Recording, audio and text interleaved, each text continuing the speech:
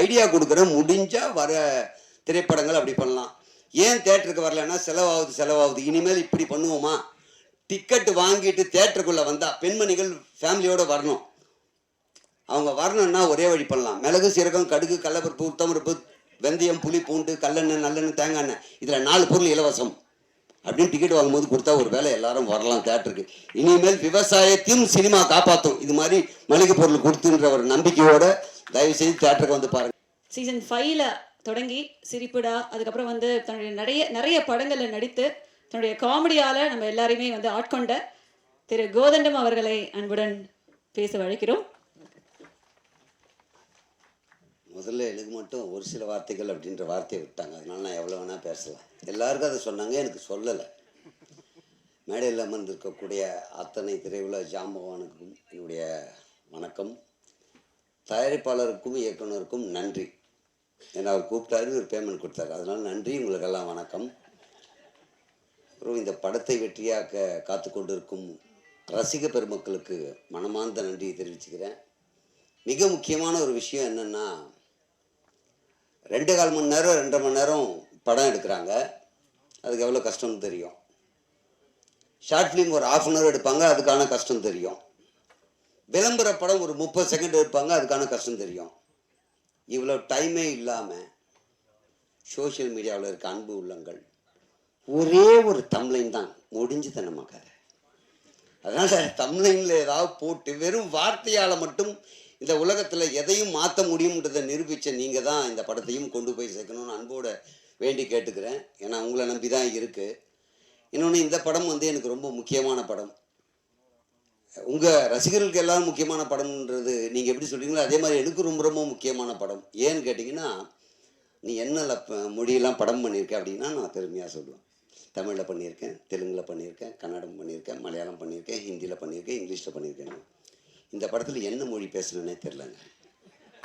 அப்படி ஒரு மொழியை கொடுத்து பேச விட்டாங்க. நம்பி பேசிட்டேன். ஏதோ சொன்னாங்கன்னு பேசிட்டேன். அப்போ சந்தோஷமாக இருந்தது. டப்பிங் தேட்டரில் பேச வச்சாங்க பாருங்கள், நாக்கு தள்ளிச்சிங்க. 4 தடவை வெளியே வந்து போகிறேன். அது அப்படி இல்லை, நல்லா கேளுங்க. ஒரு தடவை பைலட்டில் நம்ம ஹம் வச்சே நம்ம அப்படி இல்லைங்க, கொஞ்சம் ஏற்றி பேசுங்க. நம்ம அப்படி வரக்கூடாதுங்க. டைரக்டர் உங்களும் கேட்டு இன்ஜினியர் ஒரு வழியாகி, நான் ஒரு வழியாகி, சார் வேறு யாருன்னா டப்பிங்க அவங்களுக்கு கூப்பிட்டு நான் பேசுகிறேன் சார், வெளியே போய்ட்டு வரும். வெளியேனா கூட எனக்கு கேட்டு வெளியே அனுப்பலை. ஓடிடுவேன்னு ஒரு பயம் இருக்கல. ஏன்னா என் முகம் அந்த அளவுக்கு மாறி போச்சு. வெளியே போய்ட்டு டீ குடிச்சிட்டு ஹாட் வாட்டர்லாம் கொடுத்தாங்க, குடிச்சிட்டு திருப்பி வந்தேன். அதில் நல்ல எமோஷ்னலாக எங்கே பேசினேன், பேச வச்சாங்க. அங்கேயே என்னென்னமோ நாக்கு பிறண்டு பேச வச்சாங்க, பேசிட்டேன். டப்பிங்கில் இனிமேல் நடிகர்கள் யாருன்னா போனால் புதுசாக ஒன்று நீ பண்ணுறேன்னு சொன்னால் டப்பிங் உங்களுக்கு ஞாபகம் இருக்கணும். அங்கே பண்ணுறது முக்கியமே இல்லை. டேரக்டர் ரொம்ப அழகாக சொல்லி தருவார். நம்ம நடராஜனும் அதை விட சூப்பர். அவர் ஒரு பாணியை பிடிச்சிட்டாரு. தேங்காய் சீனிவாசன் சார் பாணி, எப்போதான் சும்மா ஹீரா 5 அப்படின்னு ஒரு பாணியை பிடிச்சிட்டாரு. அதில் அவர் டப்பிங் பண்ணிட்டார். நமக்கு புது மொழி ஒன்று கொடுத்தாங்க, அது என்னன்னே புரியல. ஆனால் அதில் பேசும்போது எனக்கே ஒரு நாராசமாக இருந்தது சில வசனங்கள்லாம். இல்லைங்க, அது வேறு மொழி இருந்ததால் அந்த தப்பு இல்லைன்னாங்க. அப்படி ஒரு மொழியில் பேசியிருக்கேன். இன்னொரு விஷயத்தை இந்த இடத்துல சொல்லலாம். இங்கே சொல்லும் போது எனக்கு பெரிய பலம் என்னன்னு பார்த்தீங்கன்னா, அவன் மேடையில் அதை பேசும்போது நீங்கள்லாம் இருந்தீங்களேன்ட்டு நாளைக்கு எல்லாரையும் கூப்பிடுவாங்க. அதனால இங்கே தைரியமாக பேசுவேன். மொத்த பேரும் என் கூட வர்றதுக்கு ஒரு இடம் வேணும்ல, அதுக்காக பார்க்குறேன். நீங்கள் நல்லா யோசித்து பார்த்தீங்கன்னா, சினிமா நடிகர்களுக்கான மிகப்பெரிய ஒரு கஷ்டமான விஷயம் என்ன தெரியுங்களா?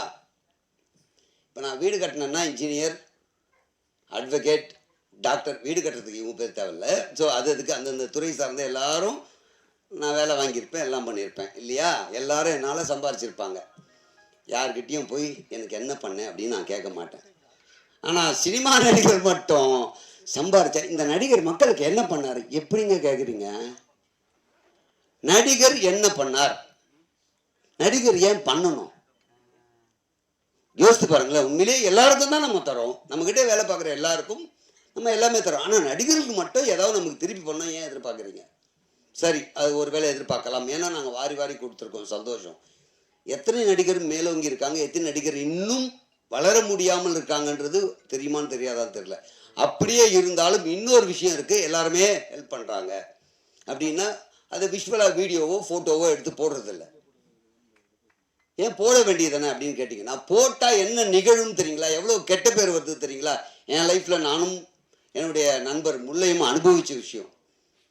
நீங்கள் யாருக்காவது ஏதாச்சும் நோட்டு புத்தகம் 10 பேருக்கு கொடுத்து விட்டு ஒரு வீடியோவோ ஃபோட்டோ எடுத்து போட்டிங்கன்னா, ரைட், இதை பார்த்து இன்னும் 10 பேர் கொடுப்பான்ற நல்ல எண்ணத்தில் தான் போட்டிருப்போம்.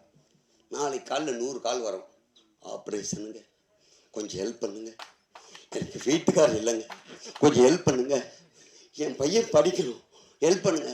நானே ஹெல்ப் கேட்டு உக்காந்துருக்கேன். நம்மக்கிட்ட இருந்த அமௌண்ட்டுக்கு 10 பேருக்கு நோட்டு புத்தகம் வாங்கி தரலாம். இந்த 100 பேர் மறுநாள் காலையில் ஒரு கீழே மெசேஜ் போடுவாங்க சூப்பராக, ஏன்டா பரதேசியே நேற்று பேர் வாங்குறதுக்காக தான் வீடியோ போட்டியான்னு கேட்குறான்.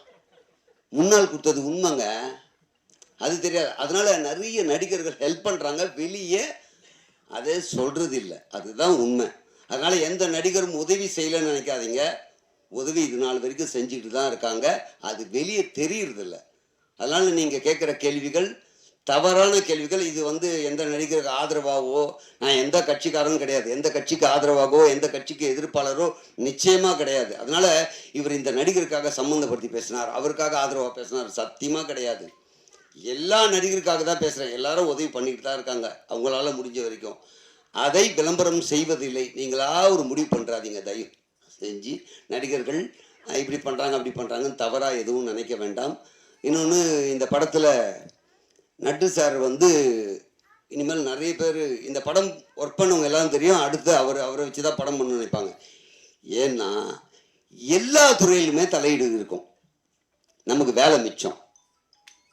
அதாவது அவங்கவுங்க வேலை பார்த்தாலும் இவர் வருவார், வை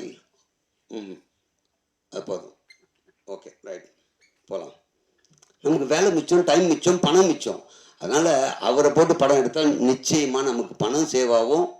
பணம் மட்டும் சேவராகிறதுல நல்ல படமும் கிடைக்கும் அப்படின்ற முழு நம்பிக்கையோட தயவு செஞ்சு தியேட்டருக்கு படம் பாருங்கள். இதை பல தடவை சொல்லியிருக்கேன். ஏன் திருப்பி திருப்பி சொல்கிறேன்னா, நீங்கள் கொடுக்கின்ற இந்த டிக்கெட்டு பணம் தனிப்பட்ட ஒரு நபருக்கு அல்ல, இந்த படத்தை நம்பி இருக்கக்கூடிய இயக்குனராக இருக்கட்டும், எடிட்டராக இருக்கட்டும், பாடலாசிரியர், இசையமைப்பாளர், நடன அமைப்பு இயக்குனர், சண்டை பயிற்சி, இவங்களுக்கு மட்டும் வாழ்க்கை இல்லை, நடிகருக்கு மட்டும் வாழ்க்கை இல்லை, டெக்னீஷியன், இதுக்கு பின்னாடி பணிபுரிகிற அத்தனை பேருடைய வாழ்வாதாரத்துக்காக நீங்கள் கொடுக்கின்ற இந்த பணம் எங்கள் வாழ்க்கையை உயர்த்தும் என்பதனால் தேட்டரில் தயவு செஞ்சு படம் பாருங்கள்.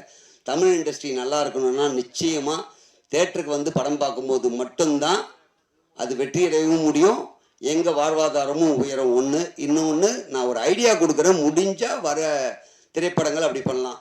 ஏன் தேட்டருக்கு வரலன்னா, செலவாகுது. இனிமேல் இப்படி பண்ணுவோமா, டிக்கெட்டு வாங்கிட்டு தேட்டருக்குள்ளே வந்தால் பெண்மணிகள் ஃபேமிலியோடு வரணும். அவங்க வரணுன்னா ஒரே வழி பண்ணலாம். மிளகு, சீரகம், கடுகு, கடலப்பருப்பு, உத்தமருப்பு, வெந்தயம், புளி, பூண்டு, கல்லெண்ணெய், நல்லெண்ணெய், தேங்காய் எண்ணெய், இதில் 4 பொருள் இலவசம் அப்படின்னு டிக்கெட் வாங்கும்போது கொடுத்தா ஒரு வேலை எல்லாரும் வரலாம் தேட்டருக்கு. இனிமேல் விவசாயத்தையும் சினிமா காப்பாற்றும், இது மாதிரி மளிகை பொருள் கொடுத்துன்ற ஒரு நம்பிக்கையோட தயவு செய்து தேட்டருக்கு பாருங்கள். மிக்க நன்றி. வாய்ப்பு கொடுத்த உங்கள் அனைவருக்குமே மனமார்ந்த நன்றி. Thank you so much.